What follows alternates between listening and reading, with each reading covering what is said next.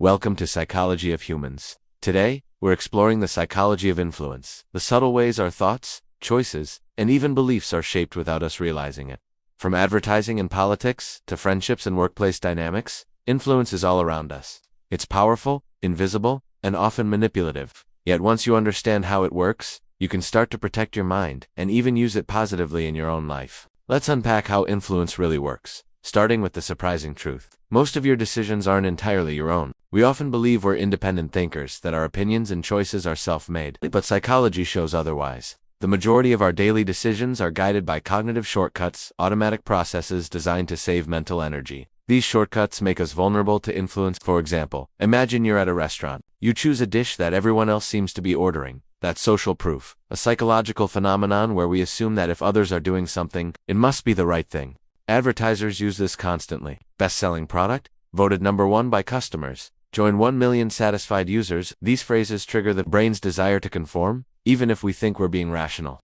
The illusion of choice isn't about having no options, it's about how those options are presented. The framing, timing, and social context can all steer us toward a specific outcome while keeping us convinced we chose freely. In the 1960s, psychologist Stanley Milgram conducted one of the most famous and disturbing experiments in history. He found that ordinary people were willing to deliver what they believed were deadly electric shocks to another person, simply because an authority figure told them to. This is authority bias, the tendency to obey or trust people we perceive as experts or leaders, even against our own judgment.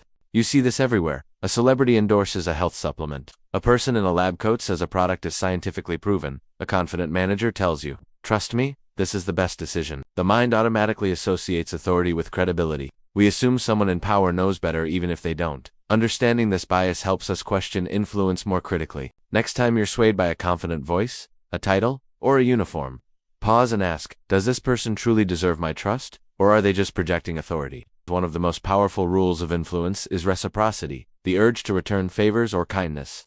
If someone gives you something, you feel a subtle pressure to give something back, even if it's something you didn't ask for. Marketers know this all too well. Free samples in stores, free trials for software, charities sending small gifts with donation requests. The act of giving creates a psychological debt. You might not even notice it, but your brain keeps score. The reciprocity rule is rooted in human evolution. Cooperation kept us alive, but in the modern world, it's weaponized for persuasion. The key isn't to reject kindness, but to recognize manipulation when generosity has strings attached. Human beings crave consistency. Once we commit to something, even in a small way, we feel compelled to act in ways that align with that commitment. This is called the commitment principle. For example, signing a small petition makes you more likely to donate later. Clicking I agree on a harmless prompt primes you for bigger concessions. Saying yes once makes you more likely to say yes again. Salespeople, politicians, and influencers use this to build momentum. The moment you agree to something minor, they've set a psychological anchor. Why? Because inconsistency feels uncomfortable. Our brains equate it with being wrong, so we double down even if our first decision wasn't well thought out. Awareness breaks the chain. The moment you feel pressured to stay consistent, pause and ask yourself, am I acting from reason, or just maintaining an image of consistency? Logic rarely drives human behavior, emotion does. Influence works best when it speaks directly to feelings, fear, pride, curiosity, belonging, or desire. Consider these examples. Fear-based marketing, don't miss out. Protect your loved ones, pride triggers. You deserve the best, belonging cues. Join our community, desire hooks. Transform your life today. These emotional triggers bypass rational analysis. The message doesn't have to make sense, it just has to feel right. Politicians use fear, marketers use desire. Social movements use belonging. When emotions rise, logic falls. If you want to think freely, learn to spot when emotion is being used as a tool of influence. How information is framed changes how we perceive it. For instance, 90% success rate feels more positive than 10% failure rate. Save 20% today.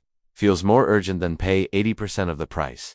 Same data, different framing. Yet one feels better, one feels worse. Framing effects are everywhere in media headlines, political speeches, product packaging, and even conversations with friends. By controlling the frame, you control the perception.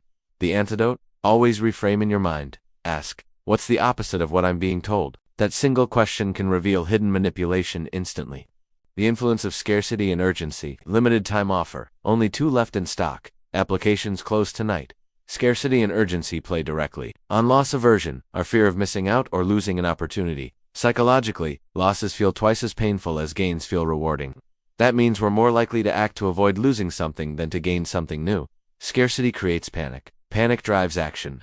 Understanding this bias lets you slow down your reactions. Before you rush to act, remind yourself if something's truly valuable, it won't disappear overnight. One of the most powerful forces in psychology is conformity. In Solomon Asch's classic experiments, people were shown simple line-length comparisons. Even when the correct answer was obvious, if the group deliberately gave the wrong answer, most participants conformed. We'd rather be wrong with the group than right alone. This instinct once kept us safe. Survival depended on belonging. But today, it makes us vulnerable to trends, opinions, and beliefs that may not serve us. The more uncertain we are, the stronger the herd effect becomes. The moment we doubt ourselves, we look to others for validation. True independence means having the courage to think differently, even when it's uncomfortable. Here are a few simple strategies. Pause before reacting. Emotional decisions are easier to manipulate. Ask who benefits. Every persuasive message has a motive. Recognize patterns. If something feels urgent, emotional, or too convenient, it probably is. Seek opposing views. The antidote to bias is balance. Once you start seeing influence for what it is, it loses its power. It's like seeing the magician's trick. You can still appreciate it, but you're no longer fooled. Not all influence is bad. In fact, positive influence shapes society, inspires growth, and spreads compassion. Teachers, leaders, and creators use influence to uplift, not exploit. The key difference is intention. Manipulation hides motives. Positive influence reveals them. When you understand how influence works, you can use it consciously to encourage learning, kindness, or awareness. In the end, influence is neither good nor evil. It's simply power. And like all power, its impact depends on who wields it and why. So the next time you find yourself agreeing, buying, or believing, stop and ask, did I decide this, or was I influenced? Awareness is freedom, and freedom begins with understanding how the mind works. Thanks for watching. Please like and subscribe.